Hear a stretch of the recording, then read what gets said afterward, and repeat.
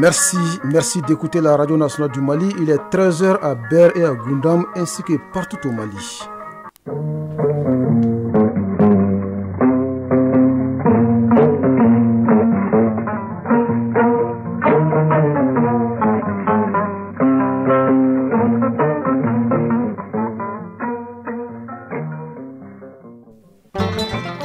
Mesdames et messieurs, bonjour et bienvenue dans la deuxième édition de Mali Actualité, une présentation de Salimata Dao. Et Bourama Traoré, voici les titres. Plus de 22 millions d'habitants, c'est le nombre de la population malienne. Ce chiffre est issu du 5e recensement général de la population de l'habitat réalisé par l'Institut national de la statistique. Les camps de Ber et de Goundam sont désormais sous le contrôle des forces armées maliennes. À la faveur d'une cérémonie sobre, ils ont été rétrocédés aux FAMA par la MINUSMA. L'oignon se fait rare sur le marché mondial. Le Sénégal sollicite le Maroc pour combler son déficit. Le juge d'instruction et magistrat indépendant, c'est le sujet de la chronique judiciaire de ce jeudi. Il est obligatoirement saisi en cas de crime. En sport, les sourds-muets maliens défendent leur titre à la Coupe d'Afrique des Nations de football qui se tient à Abidjan en Côte d'Ivoire. Au même moment, les volleyballeuses du Mali prennent part à la Coupe d'Afrique des Nations des Dames Cameroun 2023. Plus d'informations sportives avec Abdul Karim Kaba. Bonjour à toutes, bonjour à tous. Audience à la primature, le chef du gouvernement a reçu le responsable de la société Green Energy, inventeur de plusieurs solutions d'énergie solaire. Abdoulaye Soumaré, c'est son nom, est venu remercier le chef du gouvernement pour son soutien et solliciter davantage son accompagnement pour les activités futures. Il s'est exprimé à sa sortie d'audience au micro de Alceni Touré de la presse de la primature. Lors de mon concours à l'international pour le Falling Walls, le gouvernement m'a accompagné. Franchement, je suis allé faire les concours et j'ai remporté les trophées et c'est un devoir pour moi de venir rendre compte à mon pays, voilà ce qu'ils ont fait et les remercier tout sincèrement encore et profiter davantage de solliciter une aide pour le développement de ces produits parce que nous fabriquons des solutions qui sont vraiment applicables à la vie réelle, qui sont utiles, très utiles à la population. Et nous allons aussi participer au Congrès mondial de l'entrepreneuriat qui aura lieu en Australie au mois de septembre. Et aussi c'est une opportunité pour moi aussi, pour l'entreprise, de profiter davantage et de chercher des partenaires. Plus particulièrement l'énergie solaire. La transmission de l'énergie solaire par induction et aussi la conversion de la chaleur en électricité. Nous fabriquons des fourneaux qui peuvent faire la cuisson en même temps convertir en énergie et aussi des plaques solaires qui permettent de faire la cuisson sans avoir besoin de gaz, ni de charbon, ni de bois. À l'intérieur du pays, les militaires maliens prennent position dans les camps de Ber et de Goundam. Ces infrastructures de la MINUSMA ont été rétrocédées aux forces armées maliennes. C'était à la faveur d'une cérémonie sobre mais pleine de signification. Le compte-rendu de Idrissa Goulou Sissoko. La MINUSMA met officiellement les camps de Ber et de Goundam à la disposition du Mali. C'est le gouverneur de Tombouctou et le chef de bureau de la MINUSMA de Tombouctou qui ont apposé leur signature au bas des documents en présence du commandant de la zone de défense numéro 5 de Tombouctou et des officiers de la MINUSMA. Commissaire divisionnaire Bakoum Kanté, gouverneur de Tombouctou. Je voudrais d'abord remercier les chefs de bureau de la MINUSMA à Tombouctou avec l'ensemble de ses collaborateurs pour la bonne collaboration avec les autorités administratives et militaires de la région de Tombouctou. Et aussi pour dire que tout s'est passé comme planifié et programmé entre les autorités maliennes et les responsables de la MINUSMA à Bamako.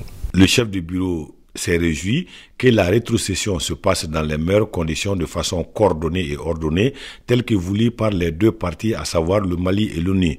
Désormais, le drapeau du Mali flotte dans les camps de Ber et de Goundam et occupé par les FAMA, selon le colonel Mamadou Suleiman Kone, commandant de la zone de défense de Tombouctou. Tombouctou, Idrissa Goulou Sissoko, Alou Koulibaly pour l'ORTM. Toujours à l'intérieur du pays, le projet intitulé « Promotion de la culture de la paix au Mali » vient d'être lancé à Gao. L'objectif est de mettre la culture au service de la cohésion sociale, du vivre ensemble et du dialogue des cultures. Le programme va s'étendre sur 6 mois et coûtera 30 millions de francs CFA. Une initiative du ministère en charge de la culture et ses partenaires de Gao. Les explications de Rakiatou Touré. Véhiculer le rôle primordial que joue la culture dans l'édification, le renforcement de l'identité culturelle nationale, la prévention et la résolution des tensions intra- et intercommunautaires, tel est l'objectif général visé par ce projet de sensibilisation et de communication initié par le ministère de la Culture, de l'Industrie hôtelière et du Tourisme.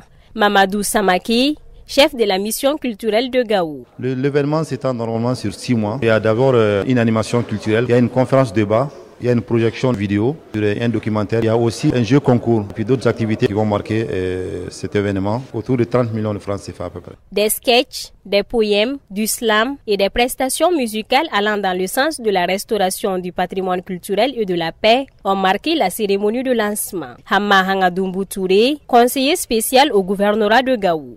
Ces activités permettront à coup sûr de juguler la situation de crise, de tensions et de conflits intra- et intercommunautaires dans le septentrion et le centre du Mali.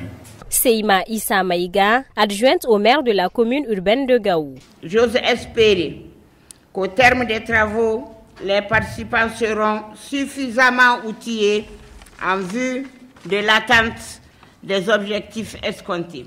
Le lancement du projet bénéficiant de l'appui financier de la MINUSMA a enregistré la présence du représentant du directeur national du patrimoine culturel et le chef de bureau de l'UNESCO au Mali. Le projet concerne 10 régions plus le district de Bamako. Gao, Rakiatou Touré, Alassane Ahmadou pour l'ORTM.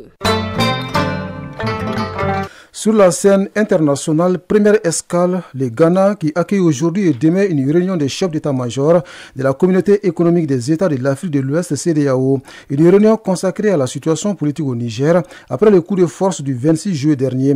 Mais dans le pays, une partie de l'opposition politique rejette toute intervention militaire des troupes ghanéennes au Niger. Le principal parti d'opposition ghanéen, le National Democratic Congress, met en garde contre les risques sécuritaires et financiers d'une telle opération, car le Ghana, dit-il, est toujours en proie à une crise économique. En RDC, l'état de siège en Ituri et au Nord Kivu va-t-il être levé? La question reste posée. Il n'y a pas eu de décision annoncée à la clôture hier de la table ronde sur l'évolution de la situation. Le rapport a été transmis au président de la République, Félix Tshisekedi. Selon le Premier ministre Sama Lukonde, dans son discours de clôture, l'analyse transmise au chef de l'État n'est pas favorable. Elle évoque 2 arguments, tous opposés à cette possibilité. D'abord, l'insécurité principale raison de la base de la décision de placer les 2 provinces de l'Est sous l'état de siège. Ensuite, la proximité des élections générales prévues le 20 décembre prochain. Au Sénégal, l'opposant Ousmane Sonko a été admis en réanimation hier soir, selon ses avocats et les autorités pénitentiaires. En grève de la faim depuis son incarcération le 31 juillet, il était déjà hospitalisé à Dakar depuis le 6 août et se trouvait dans un état de santé alarmant selon ses proches. L'opposant est visé par 7 chefs d'accusation dont appel à l'insurrection. D'autres détenus sympathisants de Ousmane Sonko sont également en grève de la faim par solidarité. Toujours au Sénégal, hausse des prix de l'oignon dans le pays, le Maroc sollicité pour combler le déficit. Le ministère du Commerce sénégalais a identifié plusieurs facteurs responsables de la significative augmentation des prix de l'oignon sur le marché national. Parmi ces éléments, les plus prédominants incluant la fin de la période de production locale et la rareté du produit à l'échelle internationale. Cette rareté découle de la suspension des exportations d'oignons par le Maroc, l'un des principaux fournisseurs au Sénégal depuis février 2023. Bien que cette suspension ait été levée pour Dakar le 11 juillet, les prix de l'oignon demeurent élevés, atteignant parfois jusqu'à 20 000 francs CFA le sac. L'ONU dénonce les violences contre les humanitaires déployés. 62 travailleurs humanitaires ont été tués dans le monde depuis le début de l'année. L'Organisation des Nations Unies se prépare à commémorer 20 ans après l'anniversaire de l'attentat sanglant commis contre son quartier général à Bagdad, en Irak. Au Tchad, le ministère de la Santé a annoncé l'apparition d'une épidémie de dengue dans l'est du pays, depuis où une maladie virale transmise par un moustique dont les formes sévères sont rares mais peuvent être mortelles. La dengue est un virus répandu dans les pays chauds qui sévit principalement dans les zones urbaines et semi-urbaines, causant 100 à 400 millions d'infections chaque année Selon l'OMS, la maladie peut notamment provoquer de fortes fièvres, des maux de tête, des nausées, des vomissements, des douleurs musculaires et, dans les cas les plus graves, des hémorragies pouvant entraîner la mort. Je l'annonçais dans le sommaire, les résultats du 5e recensement général de la population et de l'habitat sont disponibles. La population malienne est estimée à plus de 22 millions d'habitants. Le recensement a été réalisé par l'Institut national de la statistique. Pour en savoir davantage, suivant ce reportage signé Garibou Pérou. Nous sommes 22 385 485 Maliens depuis décembre 2022. Le Conseil des ministres du mercredi 9 août 2023 a entendu la communication verbale portée par Aloussene Sanou, ministre de l'économie et des finances. Selon les normes, tous les pays doivent faire un recensement tous les 10 ans. C'est en 2022 vraiment qu'on a fait le dénombrement et c'est ça qui nous a permis d'avoir ces résultats.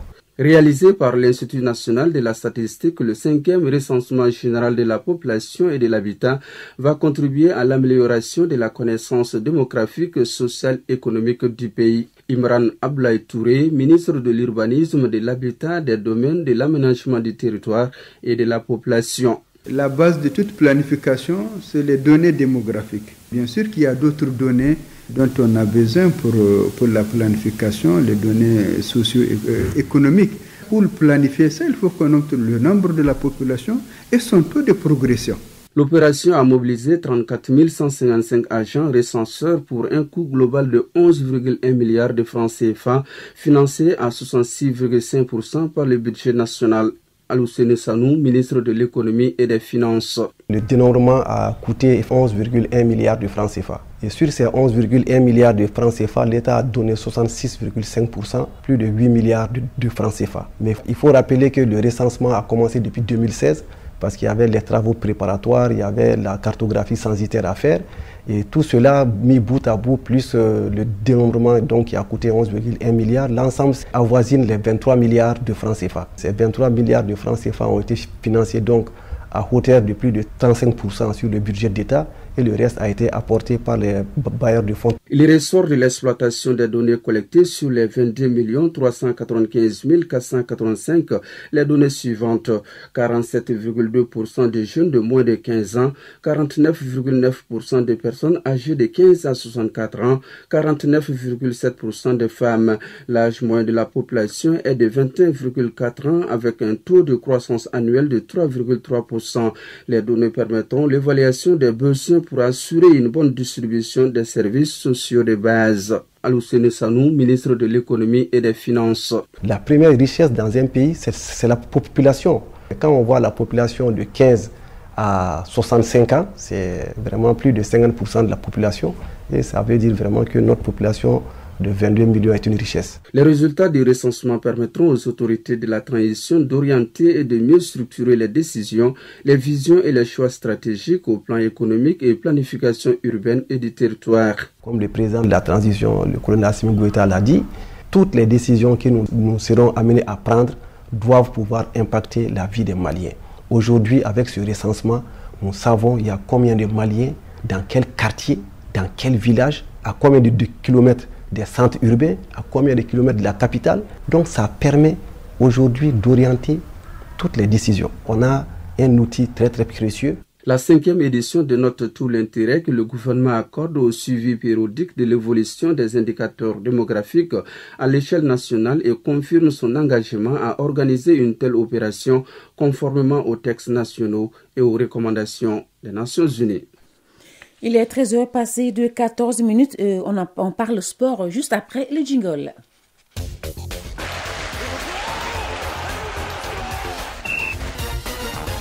Sport, Coupe d'Afrique des Nations de football Souroumia Abidjan 2023, le Mali défend son titre. À volleyball, la Coupe d'Afrique des Nations des dames se poursuit au Cameroun. En basketball, au tournoi pré-olympique, les Aigles du Mali ont dominé leur homologue du Nigeria 77-68. Le développement de la page des sports, c'est avec Abdul Karim Kaba. Volleyball, Coupe d'Afrique des Nations, Cameroun 2022. Le Mali rate son entrée en lice face au Nigeria. Logé dans la poule A, le Mali a perdu son premier match, score final 3-7-0, soit 18-25, 14-25 et 20-25. Signalons que c'est la toute première participation du Mali à cette compétition continentale. Et pour cela, l'équipe nationale senior dames du Mali de volleyball espère donner une bonne impression sur la scène continentale. En basketball, par contre, à Lagos, pour sa première sortie dans le tournoi pré-olympique, les ex du Mali ont battu leur homologue du Nigeria 77-68. Les frères jumeaux Dramé, Fousseni 10 points, 10 rebonds et Hassan 14 points, 5 rebonds ont été les grands artisans de cette victoire malienne. Le Mali et le Sénégal s'affronteront cet après-midi, précisément à partir de 14h, avec comme enjeu la première place du groupe. Le vainqueur de ce tournoi pré-olympique rejoindra les vainqueurs de 4 autres équipes, 2 en Europe, une en Asie et une autre en Amérique, pour le dernier tournoi qualificatif Jeux Olympiques Paris 2024. Toujours sur la scène africaine, Coupe d'Afrique des Nations de football des Sur-Mer, Abidjan 2023, le Mali défend son titre. Déjà dans la capitale ivoirienne, les Aigles du Mali sont bien arrivés et préparent très sereinement cette rencontre inaugurale. En Europe, Manchester City gagne la Supercoupe face au FC Séville en gagnant au tir au but 5-4.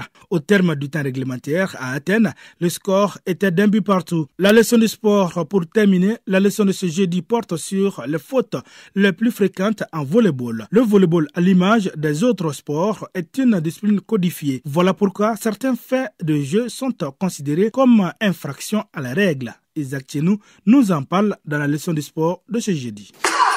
Le volleyball est un sport d'équipe qui a des règles de jeu spécifiques. Pour marquer un point, il suffit tout simplement de faire tomber le ballon dans le camp adverse ou lorsque le protagoniste commet une faute. Au volleyball, il y a plusieurs fautes, mais certaines sont plus fréquentes. Emmanuel Kamaté, directeur technique de la Fédération malienne de volleyball, nous cite les plus fréquentes. Il y a plusieurs sortes de fautes de jeu, parmi lesquelles je m'en vais vous citer la faute de position, les fautes au filet, les fautes de pénétration, les fautes d'attaque, les fautes de service, les fautes de contre, les fautes de ligne. La première faute dans le volleyball est la faute de position. Cela se justifie par une erreur de placement. Par exemple, les fautes de position, ça c'est si le joueur ne respecte pas son placement correct au moment où le serveur frappe le ballon. Faute au filet par exemple, si le joueur touche la bande blanche sur la partie supérieure du filet avec n'importe quelle partie du corps, ou du vêtement, et ça c'est une faute au filet. Par exemple, la faute de pénétration. Si un joueur pénètre l'espace adverse en gênant l'équipe adverse, ça c'est une faute de pénétration. Bon, la faute de frappe d'attaque par exemple, si les joueurs arrière, donc au poste 1, 5, 6, attaquent une balle haute que le filet en étant à l'intérieur de la zone d'attaque. Ça veut dire que les joueurs arrière ne doivent pas sauter plus haut pour attaquer la balle au-dessus du filet. Maintenant, la faute au contre, un joueur qui contrôle le ballon directement au-dessus du filet sur le service adverse. Ça veut dire que le service est libre. Personne ne doit faire un contre au service. Il y a également la faute de ligne qui en découle de l'inatation. Emmanuel Kamaté précise. Un joueur saute à l'intérieur de la ligne des 3 mètres pour attaquer. Ça veut dire faire passer le ballon avant que le serveur ne touche la ligne extérieure du terrain au moment du service. Ça c'est une faute de ligne. Donc il ne doit pas empiéter la ligne extérieure avant de faire le service. Au volleyball, chaque faute est un avantage de points pour l'adversaire.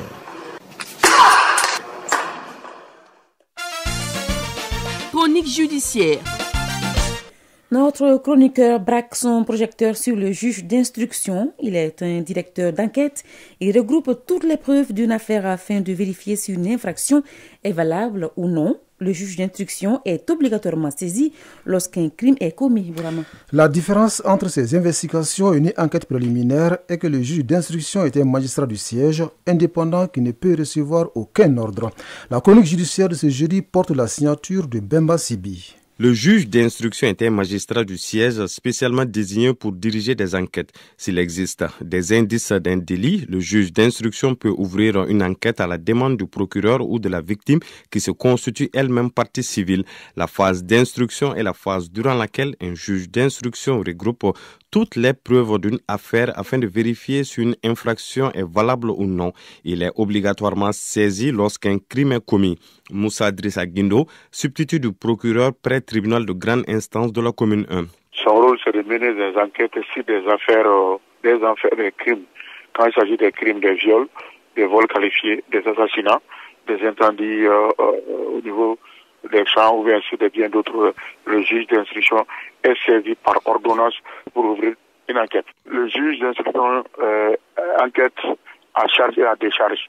C'est-à-dire qu'il peut charger l'accusé qui est devant lui ou bien il peut le décharger à travers ses enquêtes. Et en plus de ça, quand il n'y a pas d'infraction, il peut prendre une ordonnance de non-lieu et informer le président et le procureur. En ce moment, il communique une ordonnance de non-lieu dans le cas où les charges ne lui paraissent pas suffisantes ou au contraire une ordonnance de renvoi de la personne mise en examen devant le procureur général pour les assises. Le juge d'instruction effectue ses investigations dans un délai bien déterminé, délai qui peut sembler long pour de nombreux justiciables. Il a 3 ans pour faire ses enquêtes et renouvelable. Il peut prendre une ordonnance de maintien pour continuer jusqu'à 6 ans. Bon, pour ce que les gens peuvent comprendre, en cas de clôture de l'enquête, il transmet directement le dossier au procureur général pour les assises.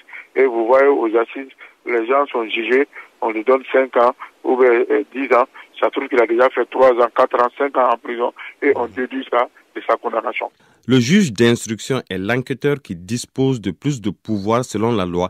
Il peut, par exemple, procéder à l'audition de toute personne, faire comparaître les témoins par la force publique, notamment la police et la gendarmerie, décerner des mandats, entendre les parties civiles et les mises en examen désignées. Il est également le seul magistrat qui dispose de 3 mandats. Le premier mandat, ça c'est le mandat de dépôt, le mandat de recherche et le mandat d'amener. Il a 3 procédures aussi. Ça veut dire que la comparution directe et ensuite il va dans la comparution du fond. Ça veut dire qu'il va vous faire sortir et vous demander du fond. Parce que la première comparution, on prend votre identité, on vous demande s'il a le moyen de prendre des avocats, ainsi de suite. Et là, dans le fond, il va dans le débat. S'il y a des dossiers de carence ou bien ça des insuffisances, il prend des ordonnances dans ce sens. Parce que lui, il travaille beaucoup sur des ordonnances et à chaque étape, il informe le parquet en cas de demande de liberté. L'instruction est secrète, c'est pourquoi les juges ne communiquent pas. Le procureur de la République peut, à tout moment de l'instruction, saisir le juge pour des faits nouveaux. Le juge d'instruction convoque la personne pour lui notifier ses faits supplémentaires à sa mise en examen. Le procureur de la République a également le droit d'interjeter appel devant la chambre de l'instruction de toute ordonnance de non-lieu du juge d'instruction. Cet appel, formé par déclaration au greffe du tribunal, doit être interjeté dans les 10 jours qui suivent la notification de la décision. À 13h22 à Pelingana, dans la région de Ségou, on s'arrête là pour cette édition que vous pouvez d'ailleurs trouver sur www.ortem.ml et sur l'ensemble de nos plateformes digitales grâce à Ségou Traoré qui a assuré la mise en ligne de cette édition. Il y avait au Malette Sidi Koulibaly. Merci à Ousmane Daou qui nous a aidé à la préparer. C'était au micro Salimata Daou. Et Bourama Traoré, restez connectés sur la radio nationale du Mali. Dans quelques instants, la lecture des avis et communiqués avec Hassan Tangara. Merci à vous qui nous suivez depuis Bergunda. Merci à tous et bonne écoute radiophonique.